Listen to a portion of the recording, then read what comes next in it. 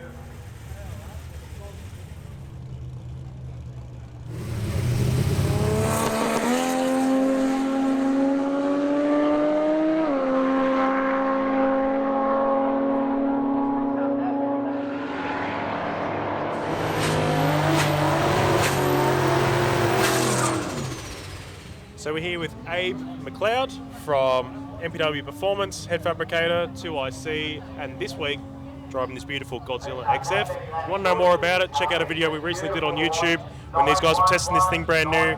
Mate, how's your week been so far with this brand new machine? Yeah, not bad, man. We had some problems first day with an oil pump, which we got sorted. We had to get some parts, and we got a bit concerned. So now we've got 3 oil pumps just in case, which is good. But man, apart from that, it's been flawless. We've been having issues with going slightly too fast, obviously with 9.5, 950 brackets, and we keep heading into the 9.4 highs, 9.48, 9.49. But I think we're on top of that now. We've got a tune up. We just went 8.58.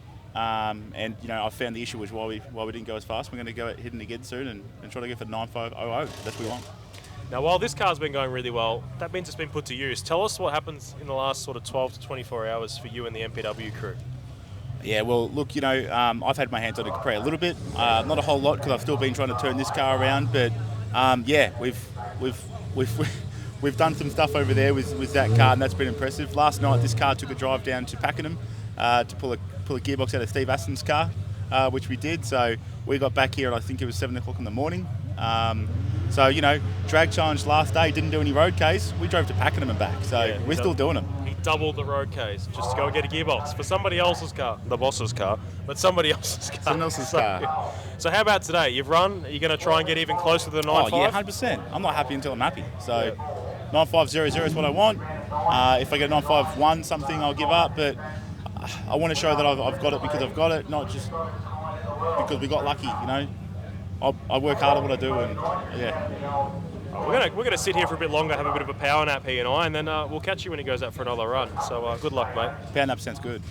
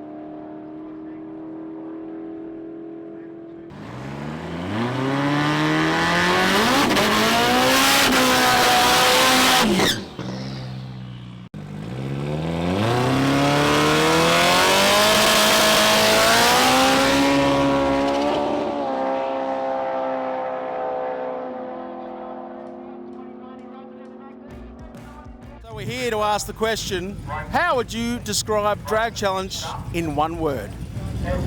Orgasmic. Nirvana. You got one? Just loose. Loose. Mint. Awesome. Excellent. Yeah, absolute pisser. One word. Oh, it's amazing. It's pretty good.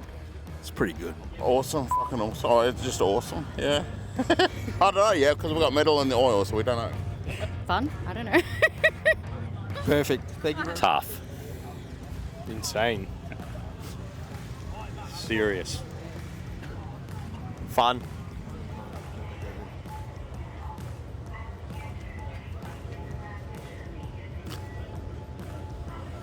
How are you, mate? Good. Tiring. Epic. As a mother for the first time, my heart was in my throat. But awesome. Abusive. Fun. Tough. Long. Exceptional. Absolutely freaking amazing. Pain.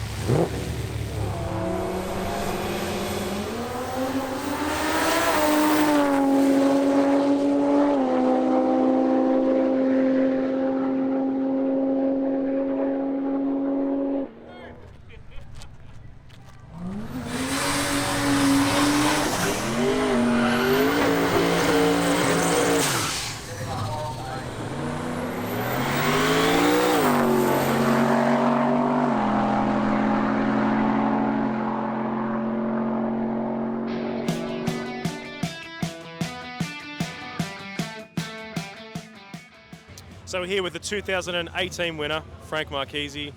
My friend, former owner of FairXW, now the manager because Keith Hards owns and drives it. But he's got his foot in a lot of pies here. He built Adam's engine, Brandon Zito's engine, a few others. There's the XA here as well. How does a week like this, how do you approach it? Because I know you're not racing, but you're still probably one of the busiest people out here. So how is it? You know, drag challenge is probably one of the most torture tests you could ever go through.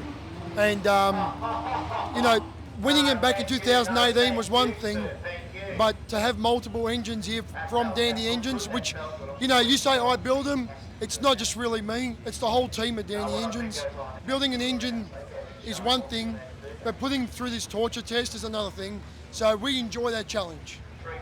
And how have you seen the week overall? We've had a lot of challenges. The track cancellations were one thing. There's been big road legs. Some engines have not gone well, some have gone really well. This car's been phenomenally reliable. So how have you seen it overall from an outsider perspective, because you're not racing, compared to, say, previous ones, being a winner yourself? Look, Adam has come into this as the best prepared car I've ever seen anyone You know, he spent 12 months testing. He tried two different sets of tyres, radials and big tyre. The car's been flawless, but then you show up at the drag challenge and the car's done things that we haven't seen all year. So you can only prepare and then hope that luck's on your side when you're here. And luck hasn't been on his side. But I'll give the man this. He's been so determined with his team that he's changed the camshaft of the track because he broke a lifter so bad it damaged the camshaft.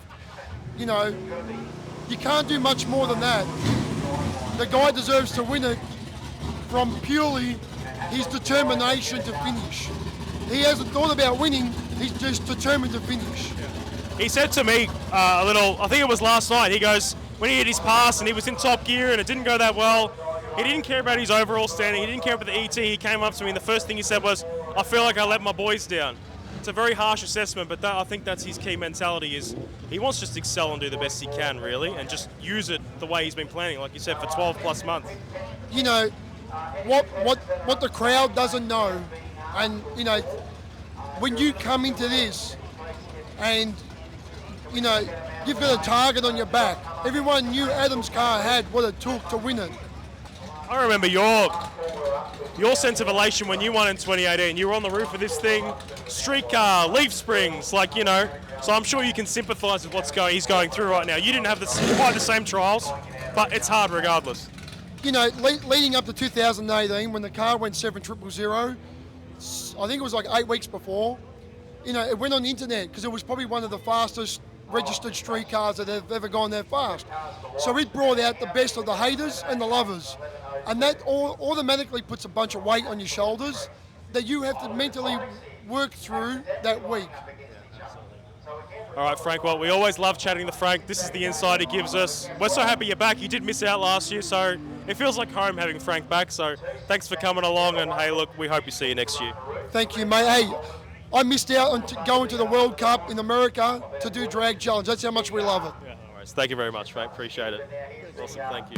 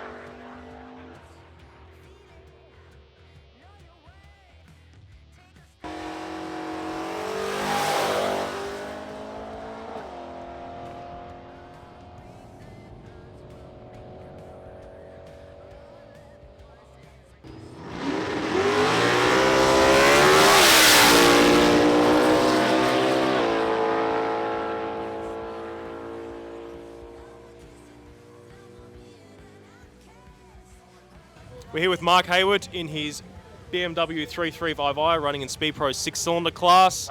Now there are some faster guys in 6-cylinder class, but Mark's not really interested in that because he's breaking his own records and some world records, and he's going to tell us all about it. Yeah, so came along to the event, first time drag challenge attendant. Saw it for the first time last year and come along and aiming to break some records. And yeah, we took out the Australia's fastest rear-wheel drive BMW at the Bend, and then again last night smashed another 1/10 of a second off of that, as well as the world's fastest twin-turbo BMW N54. So tell us a bit about this engine, because there's probably a lot of Australians that aren't familiar with this car and this combo. So this engine, this N54, is standard to this car. And tell us a bit about it and why it's sort of special, and they are a bit of a powerhouse, these things. Yeah, they are. They came out in about 2006. They were the first turbocharged 6-cylinder engine of BMW, and I've laid the path now for the N55, the B58, the S58. But this was the first turbocharged 6-cylinder.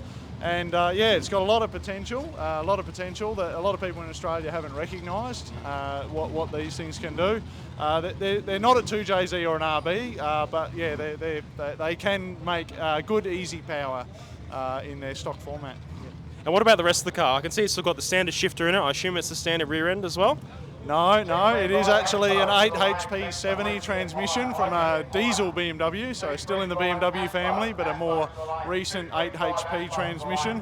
And then it has a Ford Explorer 8.8 rear end and G-force axles. So that's the badge on the back, 89% BMW by weight. It's 11% Ford and G-force. Yeah.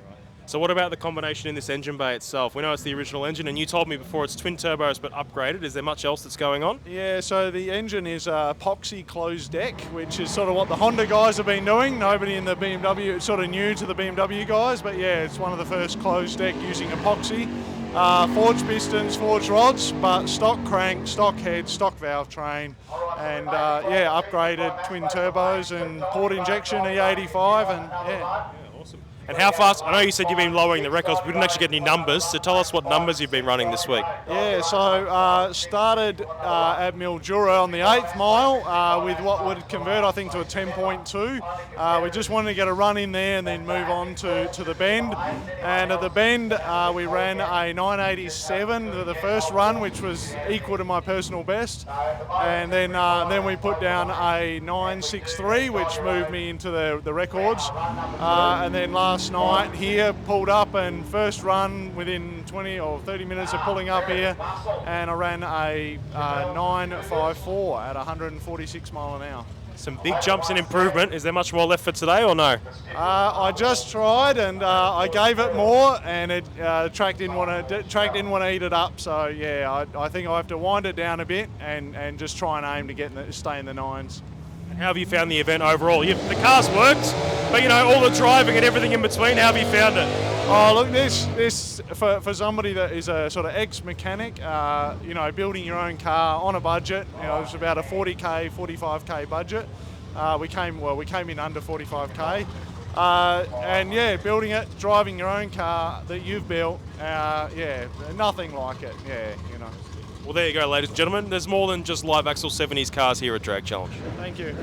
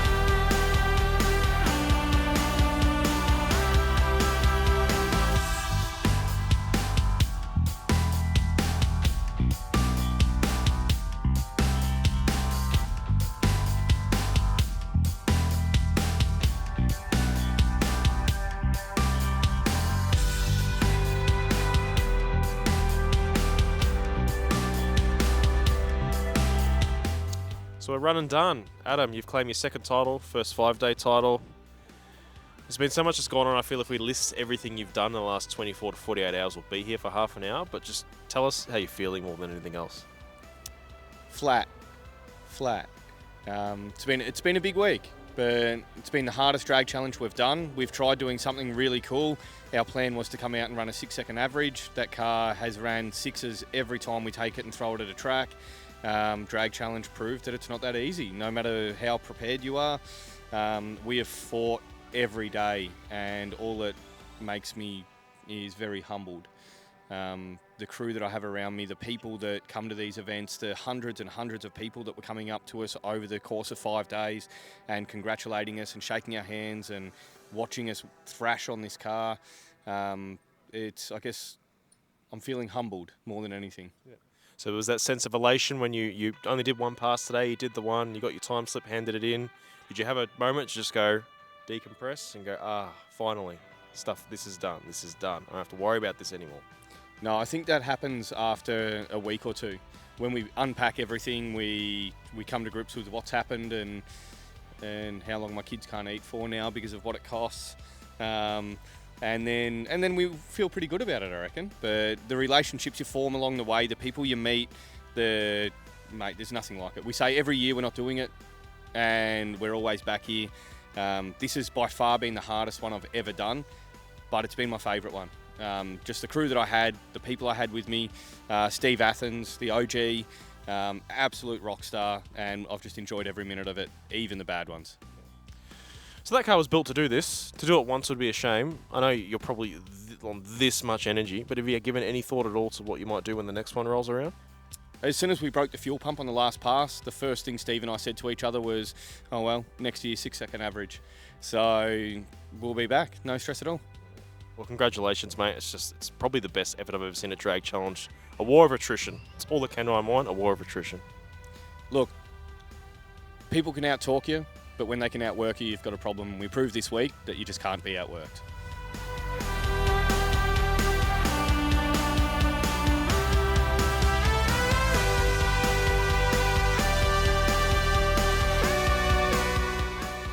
So that's a wrap on Street Machine Drag Challenge for 2024, and boy, was it a big one. What an insane event. That's probably the craziest drag challenge we've ever done. I'd love to thank all the racers and their crew. Those guys battled super hard, but were super awesome. The amazing track staff and volunteers who allow us to do what we do. Our sponsors who support the event. And the Street Machine staff. I love these guys. They record all the amazing and special things that happen on a drag challenge and show it off to the world. We'll see you bigger and better next year. Woohoo! Yeah!